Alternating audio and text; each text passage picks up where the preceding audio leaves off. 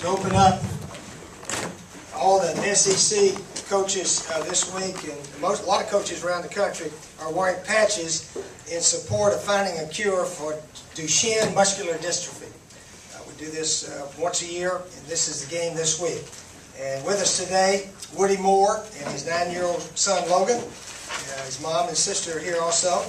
And Logan suffers from Duchenne muscular dystrophy, but it looks like he's doing well now. So glad to have Logan with us here today. Okay, Logan? How you doing? Can you say go Gamecocks? All right, glad to have Logan with us here today, and hopefully we can raise a lot of money this week to fight muscular dystrophy. Okay? All right, thanks, Woody. Thank you. Thanks. Thanks, Logan. See you, pal. All right, thanks. Thanks, appreciate it.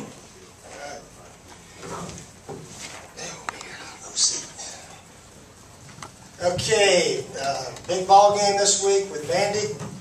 Vandy comes in probably as up and upbeat and ready to play as they've ever been since I've been here for 7 years.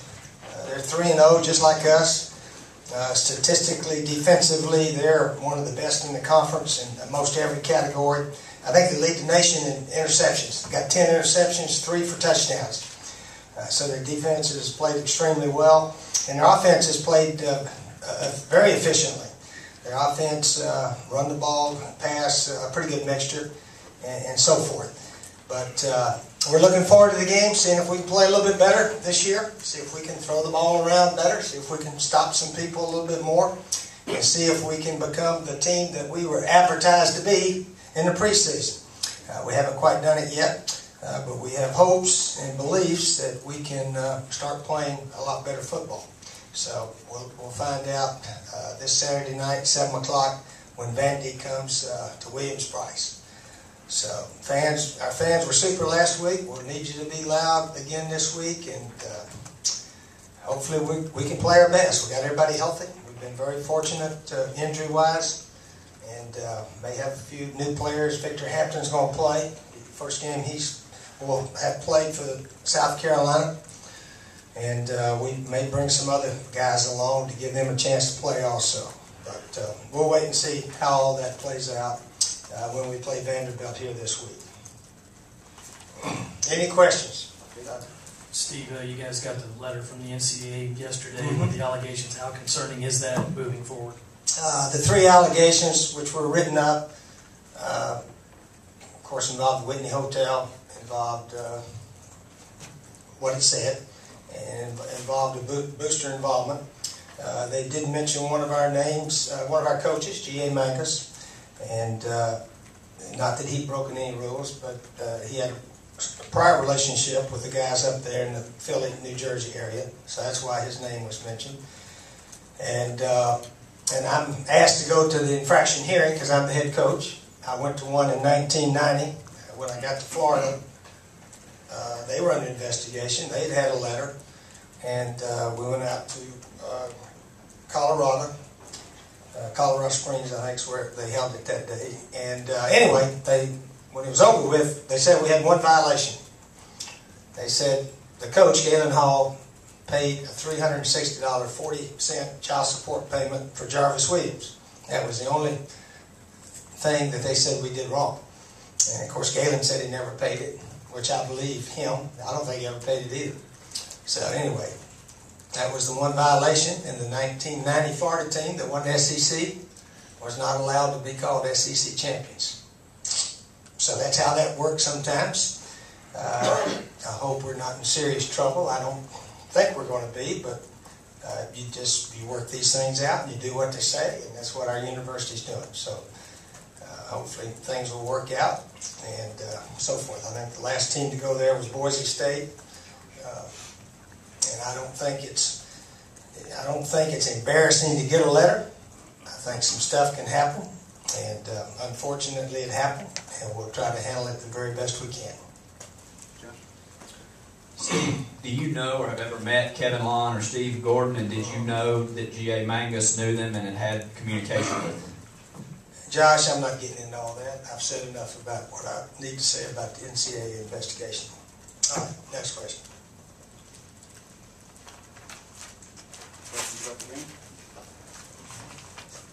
Steve, generally speaking, are you concerned that this thing will drag out for a No. long time past signing day? No. Well, it's going to drag out past signing day because we're not going to meet with them until after signing day. So that's going to happen, yeah. Coach, will it be something for your defense to play, quote, a more conventional offense this week? Oh, Glenn, I don't know how to answer that. We haven't played very well. That's all you can say. Hopefully we can start playing better. I don't know. Until we do, it's just all hope. We all keep reading about all these NFL guys we got on defense, and we're not stopping people. Statistically, we're near the bottom in about everything. But we need to go do it on the field. We need to have a really good defensive game this week because offensively we're sputtering around, and I don't think we can run Marcus every play of the game this week. So we gotta try to utilize some other players and see if we can look like a pretty good offense this week and a good defense. So it's about time. If we're going to be a good team, it's about time we started looking like one. Coach, when you look at the film, are the problems the same week to week? Is that the frustration, or are you seeing some things are getting fixed, but other things aren't? Well, we've played similarly, I guess, every game, so I don't know how to answer that. We keep thinking it's all going to come together. Hasn't quite yet, but we're 3-0, so that's a good sign. We've won a couple of games being behind in the fourth quarter 2 weeks in a row. I don't know if that's ever happened around here, Finker, has it? Glenn? I don't think it's ever happened, so we're doing some good things. I know it's the first time in my coaching career that I've won back-to-back three-point games, ever, 26 years as a head coach, so I'm sort of happy about that. It's a lot more fun winning those three-pointers than losing them, so who knows if this will be a three-pointer or not, who knows. Coach, you mentioned Marcus. Is there a concern if you give him 35, 40 carries each game that he would wear down at the end of the year? Well, when the game's going on, you don't think about the end of the year, you think about that game. So he's healthy and ready to go this game. And if he gets banged up a bit, then the next game we probably won't give him 30. I don't know. But we're not planning, we never go into the game thinking he's going to run 35, 40 times. And then when, things start happening in the passing game, you wonder, well, why in the world are those guys even trying to pass, And I'm saying the same thing that you guys are saying. So we end up running, and trying to win the game. Steve, it seemed you shortened up the passing game a little more last week, going side to side instead of deep. Will that be the norm? And also, what is D.L. Moore's status? Gilmore? D.L. Moore. Oh, D.L. Moore. D.L. Moore says he's healthy now, so he practiced last night. And so he's back on the squad. Yeah, we did throw sideways. Yeah, it was they played sort of a big deep zone. It was hard to get behind Navy. They make up their mind they're not going to let you get behind them.